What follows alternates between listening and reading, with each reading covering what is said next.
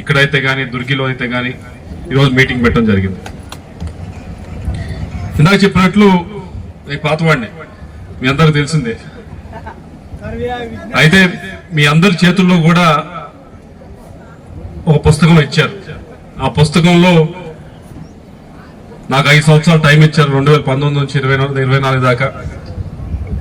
పాతవాడే మళ్ళీ వస్తున్నావు, మళ్ళీ ఓటేమని అడుగుతా ఉన్నావు, కానీ 5 సంవత్సరాలు ఏం చేసావు అని మీరు అడుగుతారు. దానికి సమాధానమే మీ చేతుల్లో పెట్టిన పుస్తకం. ఈ 5 సంవత్సరాల్లో ఏం చేశాము, ఎటువంటి ప్రాజెక్టులను స్టార్ట్ చేసాము, ఎటువంటి ప్రాజెక్టులు ముందుకు తీసుకువెళ్ళాం, ఎటువంటి అభివృద్ధి కార్యక్రమాలని మొదలు పెట్టాము అనేది ఆ పుస్తకం అన్నింటిలో కూడా ఆ పుస్తకంలో రాసింది.